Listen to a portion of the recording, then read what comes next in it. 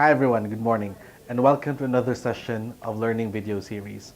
My name is Richard and I'll be your trainer for today. Now today, we are going to discuss about how to be a good salesperson.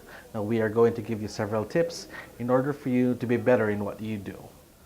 Now these tips are divided into three phases. Now let's discuss phase number one first. Now phase one is called be trustworthy. Tip number one, put the customer first. You can't sell anyone or anything unless they don't trust you. You have to maintain a balance of sincerity, desire to make a sale, with being honest, assertive, and being firm. Now, if they don't trust you, they're less likely to make an intelligent buying decision. So again, tip number one, put the customer first. Tip number two, empathize. Find out what your customer really wants and why they want it. Now, people buy things as a means to an end. Now, understanding your customers' desires and adapting them to yourself will make you a good salesperson. Now, that's tip number two, empathize. Tip number three, be an expert in your field.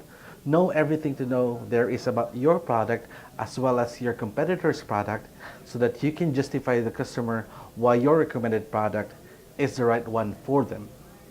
Now, again, that's tip number three, be an expert on your field. And the last tip for phase one is tip number four, which is follow up. If you really want to be a great salesman, go the extra mile. Write down the names or contact infos of your customers in order for you to follow through with them with their requests. Or if they request a callback or if they request, a rediscussion, you can record that down and put that on your appointments. So again, that's tip number four, follow up.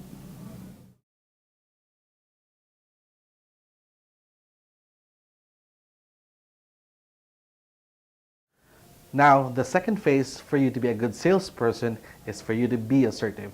Now, we are going to give you several tips in order for you to be assertive on your calls. Tip number one, anticipate objections. Pay close attention to the nonverbal cues or verbal cues of your customers in order for you to know what their objections are. Of course, in any product that we're selling, there will always be an objection to whatever we sell. The best part of it is for you to handle the objections. Now that's tip number one, anticipate objections. Tip number two, be logical. Now if you're working on a commission, it's always tempting for you to upsell on whatever products that you're offering. Of course, that's additional commission on your part. Now it's not always wise to upsell on the products. Again, we are on consultative selling here. Now you have to only sell what your client really needs. So that's tip number two, be logical. And the last tip for phase number two would be asking for the sale. Of course, you don't have to, repeat the features and benefits over and over again or handle the objections over and over again. You have to reach a point where you have to ask for the sale. Ask something like, which credit card would you want to use? Or which credit card offers you a good number of points? Again, do not hesitate to ask for the sale. Do not limit it once or twice. If it's possible, ask for the sale 7 times. So again, that's tip number three for the second phase, which is ask for the sale.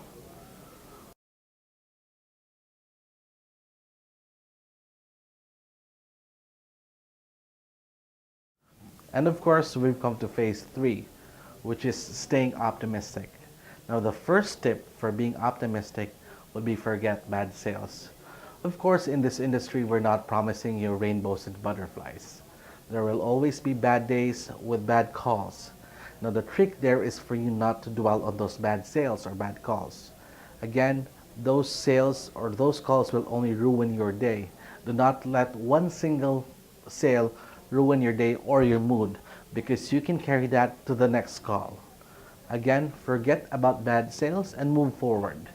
Treat each sale as a new one. So that's again, forget bad sales. Tip number two, stay focused on your own sales. Some workplaces try to stimulate sales by encouraging competition amongst each other.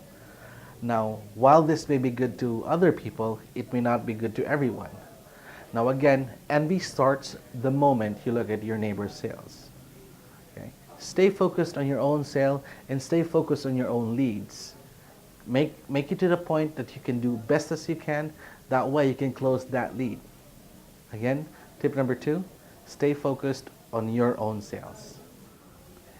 Tip number 3, keep busy. Now, the more sales you attempt, the easier it will go. Call as many sales leads as possible and take each call as a learning experience. As they say, the more calls you make, the highly likely for you to make more sales. Again, that's tip number 3, keep busy. And last but not the least, tip number 4, blame nobody. Again, whatever happens, avoid placing the blame anywhere. Again, it's ultimately up to your customer's decision if they want to buy your product or not. The key there is be as helpful as possible and give your suggestions. And move on when the sale is done, successful or not. Again, do not cast the blame to anyone. Now again, that's the last tip, blame nobody. Now I'd like to thank everyone for watching this learning video series.